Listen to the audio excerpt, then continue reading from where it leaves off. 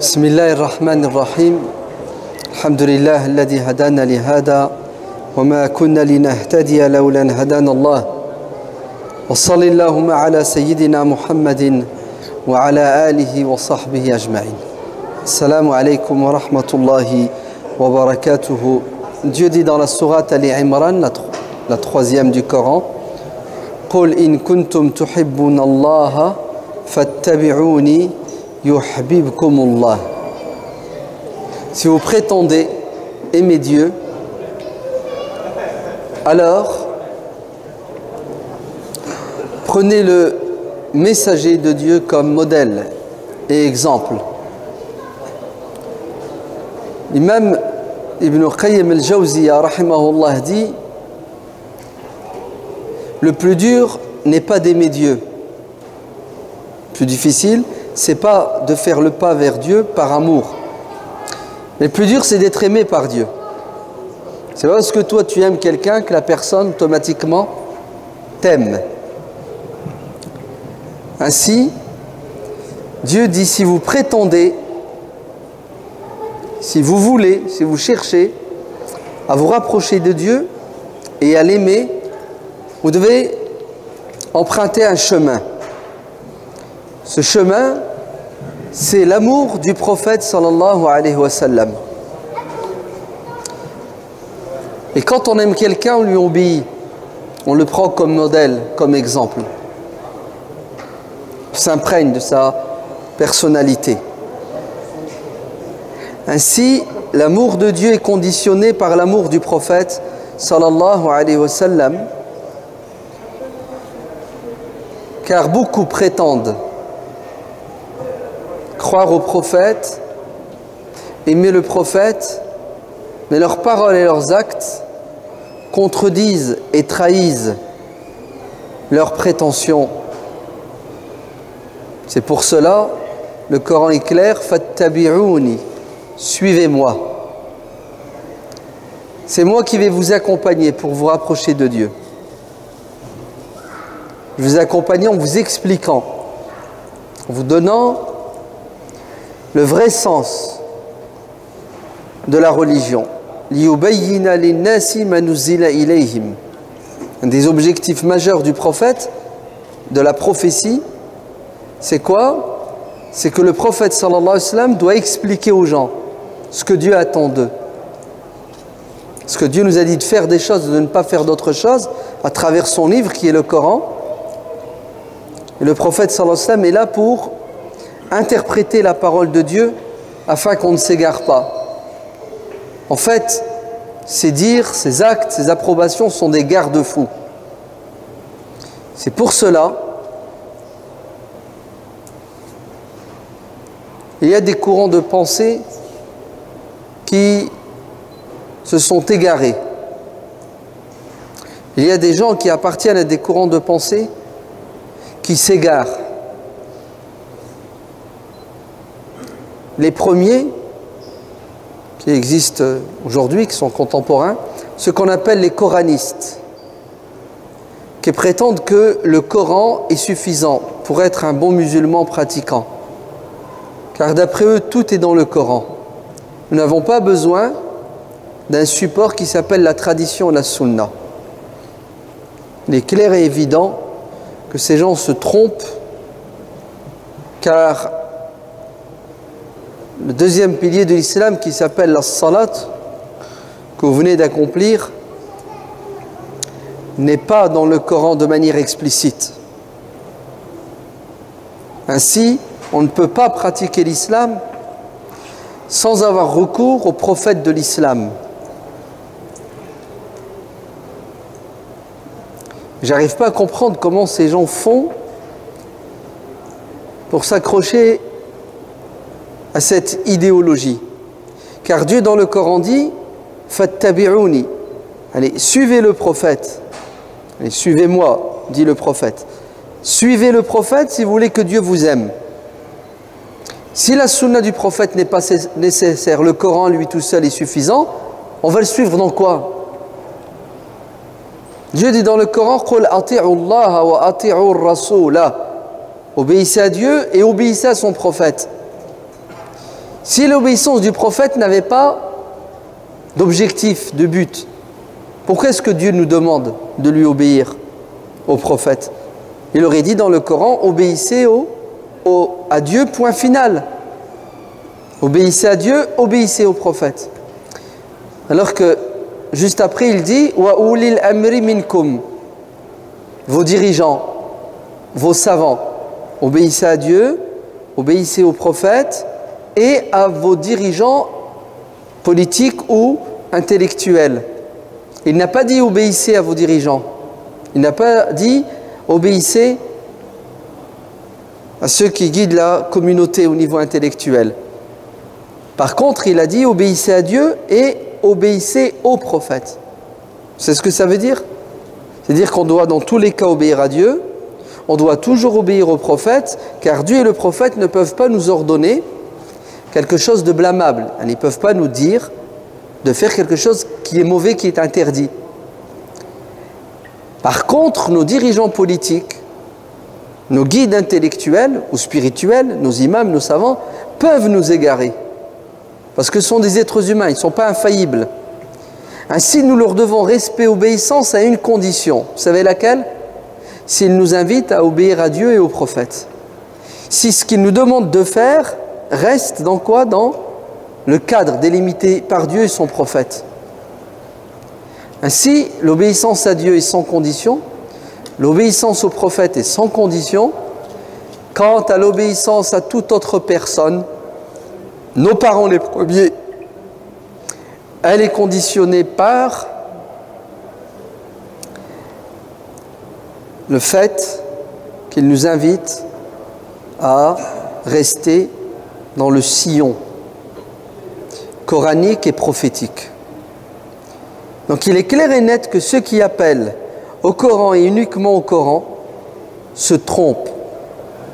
Il y a même un hadith du prophète sallallahu alayhi wa sallam authentique qui dit vers la fin des temps, il y aura des gens qui diront à quoi bon se référer à autre chose que le Coran. Nous avons le Coran nous suffit. Un air de dire la sunna ne sert à rien. D'autres se sont égarés, car au lieu d'obéir au prophète et de prendre le prophète comme modèle et exemple, ils ont exagéré dans l'obéissance à la descendance du prophète sallallahu alayhi wa sallam. Ce sont les chiites, pour être plus précis, à l'obéissance à une partie de la descendance du prophète, parce qu'ils ont quand même fait une sélection. Regardez la lignée de Hussein ibn Ali, ibn Fatima, alayhim salam. Et l'amour les a aveuglés, si bien qu'ils considèrent, les duodécimains, que ces 12 descendants de Ali sont infaillibles et que leurs dires, leurs actes, leurs approbations sont source de loi. Et que celui qui ne croira pas qu'ils sont infaillibles, donc ils ont été choisis par Dieu et qu'ils sont inspirés, et qui ne les suivra pas à la lettre, est un égaré, un mécréant. Nous avons deux extrêmes. Ramenons les choses au centre. Il est évident que tu ne peux être musulman que si et seulement si tu crois en Dieu et en tous les prophètes. Et le dernier des prophètes, sallallahu alayhi wa sallam, est pour nous le modèle et l'exemple par excellence. Ainsi Dieu nous dit لَقَدْ كَانَ لَكُمْ فِي رَسُولِ اللَّهِ أُسْوَةٌ حَسَنَةٌ. Vous avez dans le messager de Dieu un modèle parfait. وَإِنَّكَ لَعَلَى خُلُقٍ عَظِيمٍ. Tu es d'un noble caractère ô messager de Dieu. Ce qui sous-entend que les musulmans doivent le prendre comme modèle. Et bien entendu, on sait très bien que le messager de Dieu a joué plusieurs rôles. Il a transmis la parole divine, il l'a expliqué, il l'a mise en pratique, Il a éduqué les musulmans, mais il a été aussi juge, médiateur, réconciliateur, commerçant à un moment donné, chef d'État, chef militaire, père de famille, époux, un être humain comme tout le monde. Et nous devons bien faire la distinction entre le messager de Dieu qui parle au nom de Dieu, et nous devons comprendre ses paroles et les appliquer, et l'être humain qui parle en son nom et qui agit à la lumière de son savoir, de son expérience, de son éducation, de son héritage culturel, de son intention d'atteindre le bien. Et là, il nous est demandé de quoi? Il nous est demandé de prendre de cet héritage prophétique ce qui correspond ou ce qui va dans le sens de notre intérêt. Un homme est venu se plaindre auprès du prophète, sallallahu alayhi wa sallam. Il s'appelle Mourith, qui a divorcé, ou plutôt c'est sa femme qui a divorcé de lui, Barira. Et il était fou amoureux de son ex-épouse. Et il a essayé de renouer avec elle. Mais c'était peine perdue, car Barira ne voulait plus de lui. Il tient à elle, il l'aime. Quant à elle, elle le déteste. Et il va demander au prophète, sallallahu alayhi wa sallam, d'intercéder en sa faveur. Ô messager de Dieu, est-ce que tu peux parler à Barira? Est-ce que tu peux la convaincre de m'accepter à nouveau comme mari? Et le prophète, sallallahu alayhi wa sallam, était un médiateur, réconciliateur. Il intervient, il interpelle Barira et lui dit à Barira, ne vois-tu pas comment Mourith est fou amoureux de toi? Pardonne, tourne la page, accepte-le à nouveau comme mari. Et là, Barira lui dit, ô messager de Dieu, est-ce un ordre de ta part ou est-ce un conseil?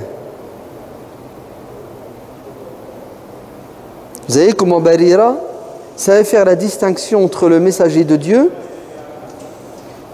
qui donne des ordres et on lui doit obéissance et l'être humain qui conseille. Et là, nous avons la possibilité d'accepter ou non son conseil. Et le prophète sallallahu alayhi wa sallam de lui dire, c'est une recommandation, un conseil à Barira. Je pense que Barira va refuser. Elle lui dit non, je n'en veux plus comme mari, comme époux.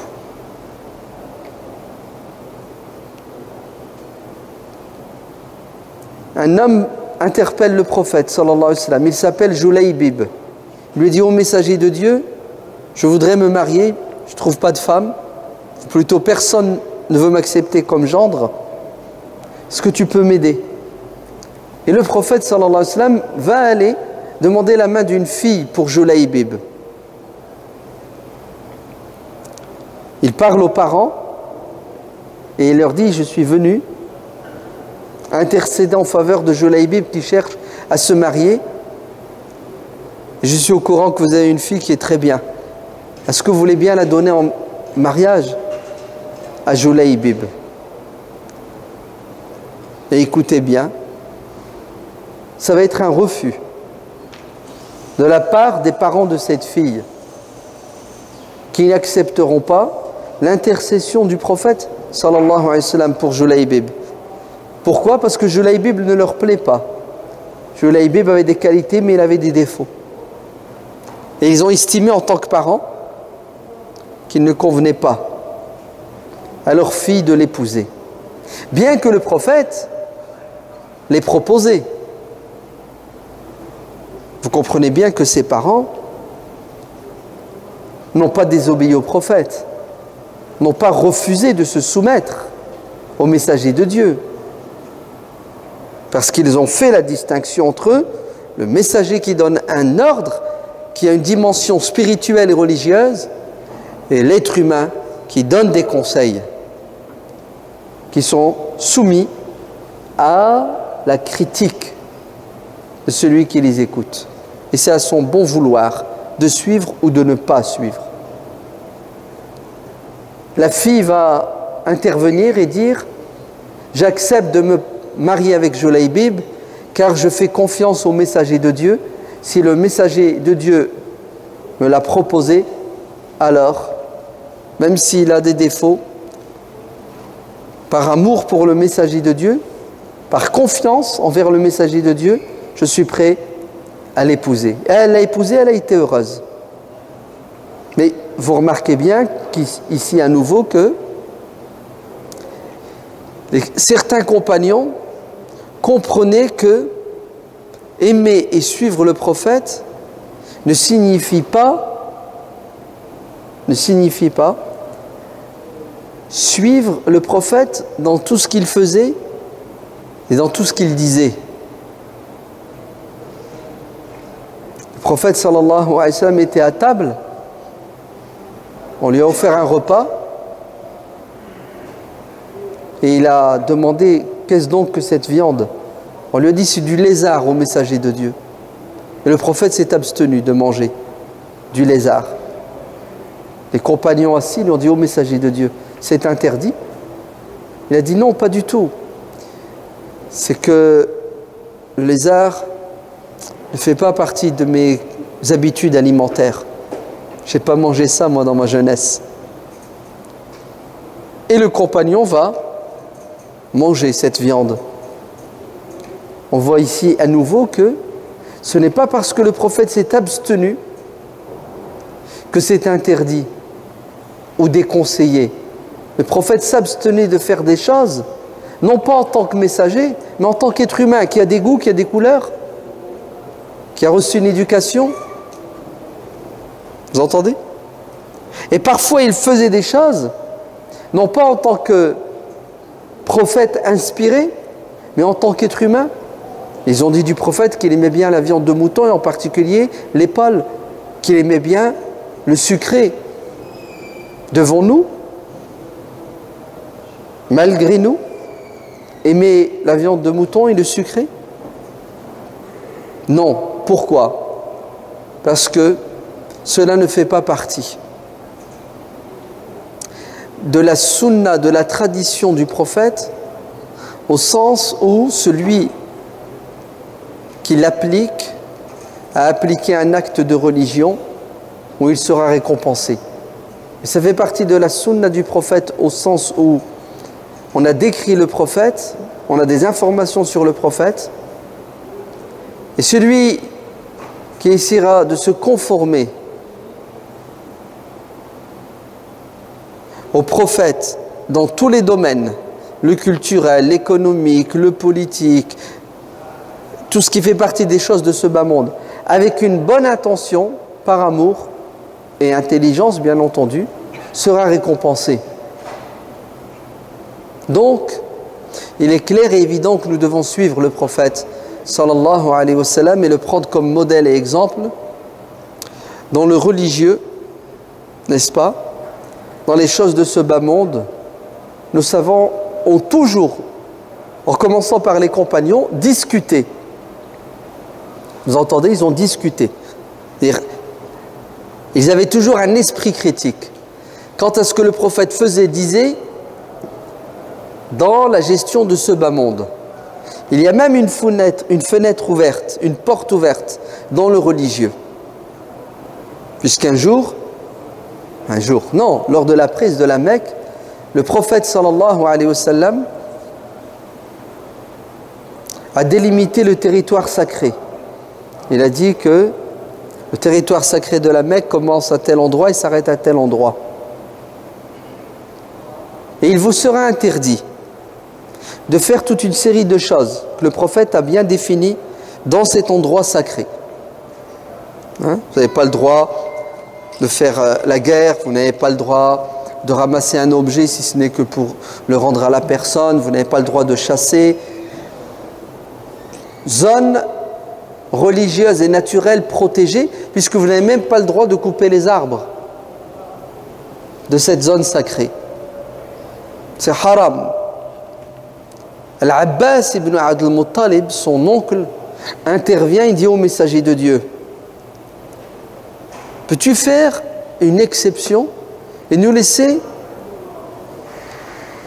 profiter d'un arbre qui s'appelle l'Izkhir, car nous avons besoin de ces feuilles pour nous soigner les yeux et de son bois pour le feu. Et le prophète dira à l'Abbas et aux musulmans jusqu'à la fin des temps, oui, vous ne touchez à aucune plante, à aucun arbre, sauf l'Izkhir. Vous voyez qu'ici, le prophète sallallahu alayhi wa sallam a tenu compte de l'intérêt, maslaha, des musulmans. Et il a fait une exception alors qu'à l'origine c'est interdit de toucher à quoi? À la flore, à la végétation du territoire sacré. Cette manière de penser, la sunna du prophète sallallahu alayhi wa sallam nous permet de suivre l'exemple prophétique sans entrer en contradiction avec notre réalité. Parce qu'on arrive à faire la distinction entre le sacré chez le prophète et le profane chez le prophète. Vous me suivez? Non, c'est bien. Il faut le dire quand on ne comprend pas. Comme ça, j'explique pour qu'on avance. Il faut faire la distinction entre ce qui est sacré chez le prophète, c'est-à-dire quand le prophète parle, quand il agit, parce qu'il a reçu un ordre de Dieu, quand il agit, il parle dans le domaine religieux. Par contre, quand il agit, il parle dans le domaine profane, c'est-à-dire ce qui n'est pas religieux. Hein, la politique, l'économie, la médecine, la cuisine, le sport. Le prophète sallallahu alayhi wa sallam dit, enseignez à vos enfants la natation, le tir à l'arc et l'équitation. Est-ce que ça veut dire qu'on doit se contenter de ces trois sports? Ou on doit, pour être considéré comme quelqu'un qui aime le prophète et qui le suit, absolument faire une fois dans sa vie? Ou souvent de l'équitation, de l'arc ou de la natation? Non.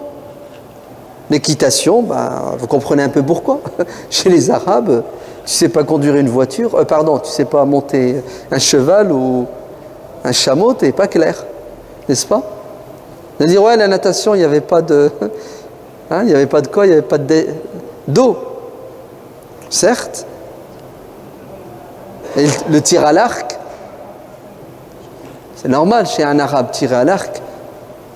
Donc en fait, il faut bien comprendre que quand le prophète agit et parle, il y a toujours un objectif. Il y a du bon sens. D'accord?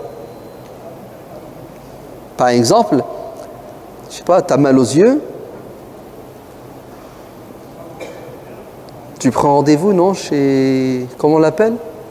L'ophtalmologue, c'est ça? Il va t'ausculter, puis il va dire voilà, tu as une conjonctivite, strabisme, il va te donner des lunettes, non? Il va peut-être t'opérer. Tu ne vas pas aller prendre la médecine prophétique, c'est un livre. Ibn al-Jawzi en a écrit un, Suyuti, Ibn Qayyim al-Jawziya. Et puis regardez, le prophète sallallahu alayhi wa sallam a dit dans le livre sahih de l'imam al-Tirmidhi, Al-Shama'il, Shama'il Muhammadiya, qu'on doit mettre quoi? Le khul, comment ça s'appelle? Comment on dit en français? Le quoi? Le mascara. Mascara. Donc vous mettez du mascara tous les matins, comme dit le hadith, 3 fois le matin. Le soir? Non. Vous allez voir un ophtalmologue, n'est-ce pas? Pourquoi? Parce que vous savez très bien qu'à l'époque du prophète, sallallahu alayhi wa sallam, c'était le moyen qu'ils avaient pour se soigner. Il n'y a pas eu de versets du Coran qui ont été révélés. Le prophète n'a jamais dit « Dieu vous a dit de mettre du mascara pour vous soigner les yeux ». Mais il le faisait, il l'a conseillé en tant qu'être humain, en tant qu'arabe. Vous entendez? Qui vit dans une société, dans une culture. Donc il parle à la lumière de quoi? De sa connaissance, de son expérience, mais aussi de l'influence culturelle, etc. Je ne sais pas, par exemple, ton gosse, il a une diarrhée. Hein, il a mal au ventre. Hein? Tu fais quoi? Tu appelles le médecin, non? Il va... Ah, tu prends tel médicament pour... Il faut l'hydrater, etc. Non? Tu vas pas passer commande d'un litre d'urine et lui faire boire de l'urine de chameau parce qu'il a mal au ventre. Non? Chez les Arabes, c'était quelque chose, un remède. Prendre de l'urine du chameau, du lait. Oui, parce que à l'époque, leur expérience dans la médecine arabe les a menés à ce résultat. C'est efficace, ça ne l'était pas, je ne sais pas, j'y étais pas. Mais en tout cas, je suis sûr et certain qu'aujourd'hui, celui qui a mal au ventre, ben, il va aller voir un médecin, après un spécialiste, et nous allons nous soigner à la lumière de quoi? De la science et de l'expérience moderne. Et ainsi de suite. Donc nous devons suivre le prophète, sallallahu alayhi wa sallam. Et le fait de le suivre, c'est une preuve d'amour. Mais nous devons le suivre à la lumière de l'intelligence, pour faire la distinction entre ce qui fait partie du religieux et de ce qui n'en fait pas partie. C'est clair? C'était l'introduction. Le prophète est un modèle et un exemple. Allons-y. Dieu met en exergue, il insiste dans le Coran, wa innaka la'ala khuluqin azim. D'un air de dire, ressembler au prophète dans ce qui faisait son charme et sa beauté. Le prophète était beau physiquement, vous entendez? Mais sa beauté morale était encore beaucoup plus resplendissante. Ainsi, Dieu dit dans le Coran, puisque Aïcha dit que le prophète alayhi salam se comportait comme le Coran incite tous les êtres humains à se comporter, c'est-à-dire qu'il a mis en pratique les enseignements coraniques. Khudil afu wa'mur bil 'urf wa'rid 'anil jahilin wal kazimin al ghayz wal 'afina 'anil nas. Ainsi le prophète savait contenir sa colère et il savait passer au-dessus des bêtises des êtres humains. Il ne tombait pas dans leur piège. Son petit-fils, je ne sais plus, si, son arrière-petit-fils, Ali ibn al-Hussein ibn Ali ibn Abi Talib, sort un jour de la mosquée, il était accompagné de quelques-uns de ses élèves, et voilà que quelqu'un l'interpelle et se met à l'insulter. Qu'est-ce que fait Ali? Il prend cet homme et l'éloigne. Et il dit à ses élèves, laissez-moi avec lui.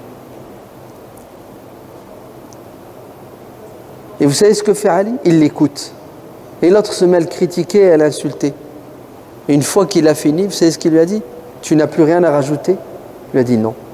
Et alors que Dieu me pardonne pour tous les péchés que je fais et toutes les fautes que je commets. Prochaine fois, si tu veux me conseiller, ne le fais pas devant mes élèves de cette manière, car je crains et j'ai peur qu'ils réagissent violemment à ton égard. Et cet homme va être touché par cette intelligence, c'est cette clémence de Ali, Zaynul Abidin. Et regardez ce qu'il va dire. Il va dire, ça se voit que tu es descendant du prophète, sallallahu alayhi wa sallam, dhurriyatan ba'duha min ba'd. Et tu as hérité de la morale prophétique. C'est beau, c'est pas beau? Hassan al-Banna, rahimahullah, à son époque, il y avait un savant qui le détestait et qui disait du mal de lui et qui le calomniait. Et quand il a appris cela, vous savez ce qu'il a fait? Il est allé acheter un présent, un cadeau. Il a frappé à sa porte. La personne l'a accueilli. Hassan al-Banna lui a offert ce cadeau. Il est resté avec lui sans lui dire, hein, sans lui parler de la réalité. Et ensuite, il s'en ira. Depuis ce jour-là, cet homme est devenu son avocat. Celui qui le défendait partout où il allait, en disant « Hassan al-Banna, c'est un homme extraordinaire et exceptionnel. » D'ailleurs, c'est lui-même qui dira « Soyez avec les gens comme le palmier est avec celui qui jette des pierres pour faire tomber ses dattes. » Les gens vous agressent, vous insultent, vous jettent des pierres et vous vous rendez leur agression, vous répondez à leur agression par des dattes. Vous avez compris comment le prophète sallallahu alayhi wa sallam était et dans quoi il faut lui ressembler, hein? Dieu le dit dans le Coran, al-Kazimin al-Ghayz.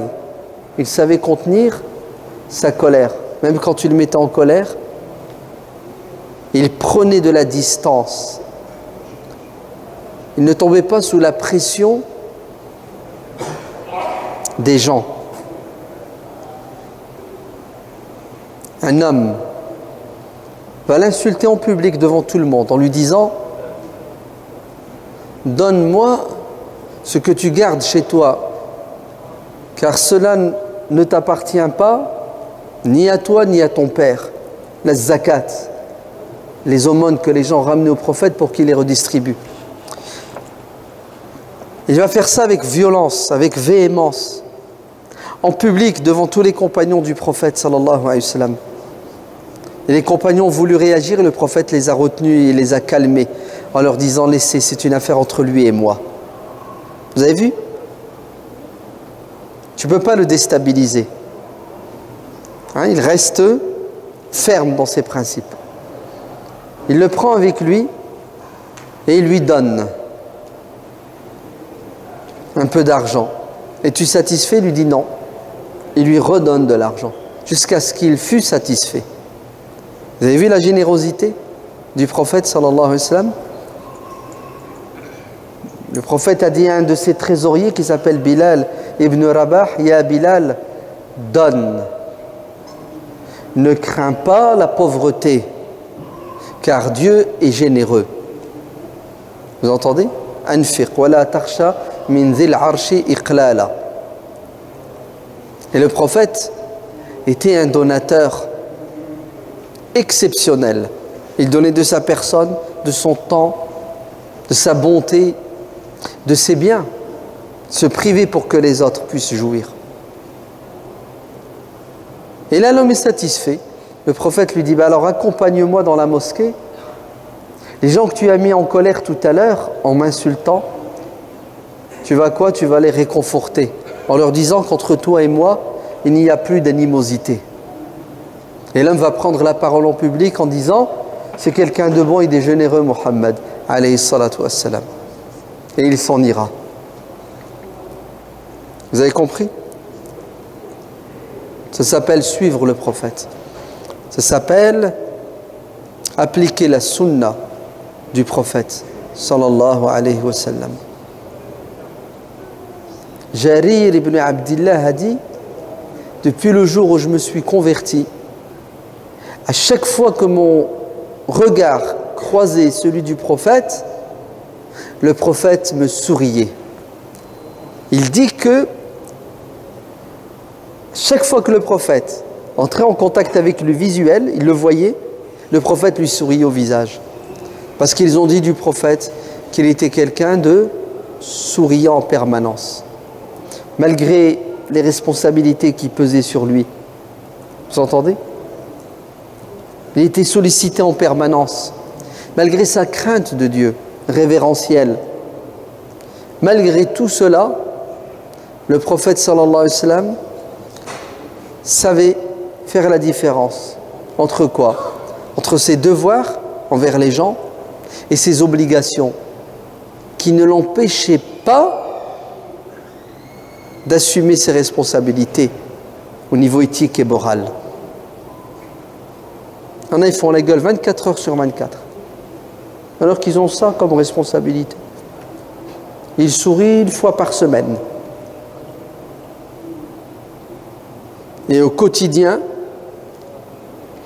il fait vivre l'enfer à son entourage parce que il ne sait pas apporter la vie. Est-ce peut-être que lui-même, il n'est pas vivant? C'est-à-dire qu'il n'est pas heureux. Comment peut-il rendre les autres heureux avec un sourire? Le prophète, sallallahu alayhi wa sallam, suivez le Coran. Dieu dit dans le Coran, Fas'alu ahla dhikri in kuntum la ta'lamun. Questionnez ceux qui savent lorsque vous ne savez pas. Et regardez comment il est honnête, notre prophète, sallallahu alayhi wa sallam. Lorsque son fils est décédé, Ibrahim,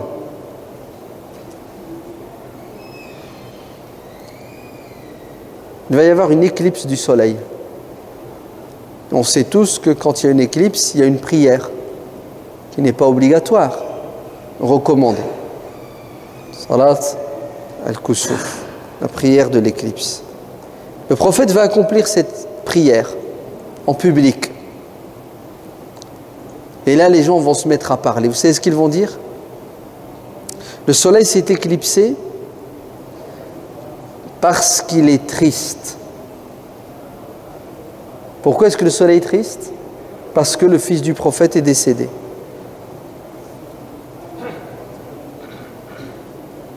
Ça, ce sont les restes de la jahiliya.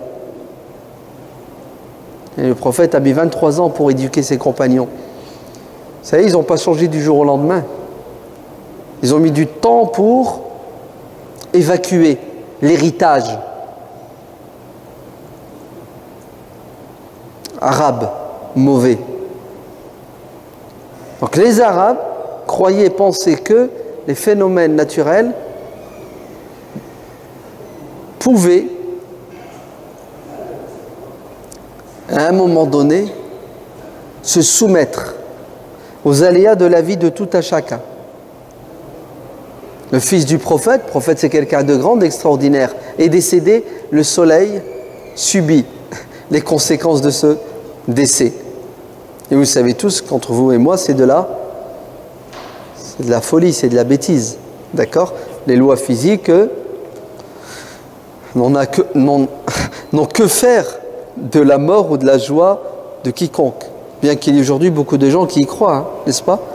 Peut-être dans le sens inverse.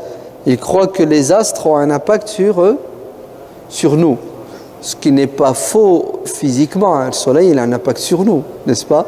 La lune, la marée haute, la marée basse. Mais croire que parce que tu es quoi, cancer, c'est ça, hein?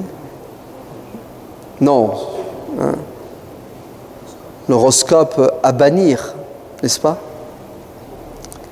Regardez comment le prophète, sallallahu alayhi wa sallam, a été quelqu'un d'honnête. Au lieu de saisir l'occasion et de dire aux gens, effectivement, le soleil s'est assombri, entre guillemets, hein, par tristesse pour la mort de mon fils, pour qu'il se mette en valeur. Vous avez vu, même le soleil dépend quelque part de moi, ce qui lui arrive. Regardez ce que le prophète va dire à ses compagnons. Ça n'a rien à voir. Vous entendez? La mort de mon fils ou de quiconque sur terre, d'important, de connu, n'ont aucun impact sur les phénomènes naturels. Sortez de cette croyance moyenâgeuse. Et c'est là où on doit comprendre que notre prophète sallallahu alayhi wa sallam est venu mettre en évidence, vous savez quoi? La raison, l'aql. Oui, il renvoie les musulmans vers le bon sens, l'intelligence et la science. Il voit ses compagnons qui étaient en train de travailler, en train de polliniser des palmiers. Qu'est-ce que vous faites donc? Le prophète n'était pas un agriculteur. Dire prophète, on est en train de polliniser. C'est mâle-femelle, la fécondation. Chez les plantes, ça existe aussi. Le prophète va émettre une remarque. Ça ne sert à rien, ce que vous faites. Parce que le prophète n'est pas un expert. Le problème, c'est que ces musulmans qui étaient en train de bosser ont pris pour argent comptant ce que le prophète a dit. C'est-à-dire, ils n'ont pas su faire la distinction entre eux, le prophète qui parle au nom de Dieu du monde invisible auquel nous devons croire, et le prophète qui parle en tant qu'être humain, qui émet une remarque.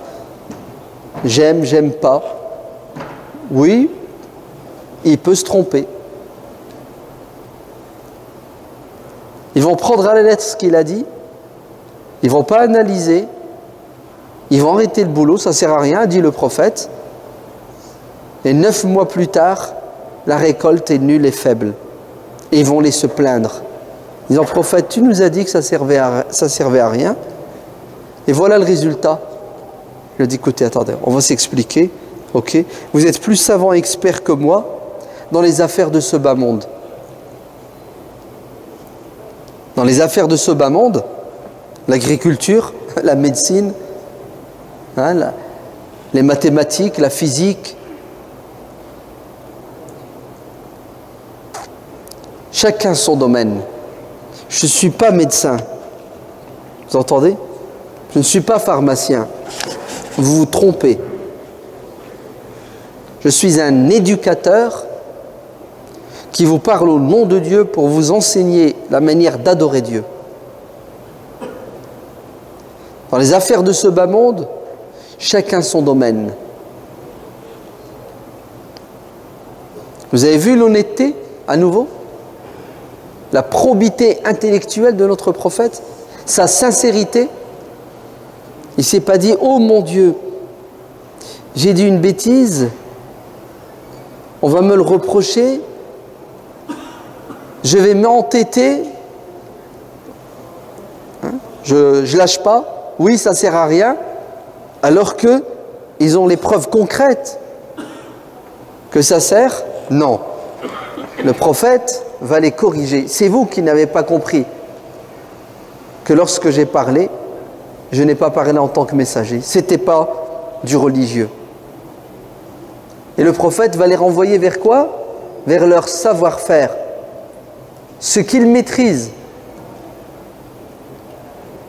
Les plantes, c'est pas moi. Il est là-bas, l'arboriste.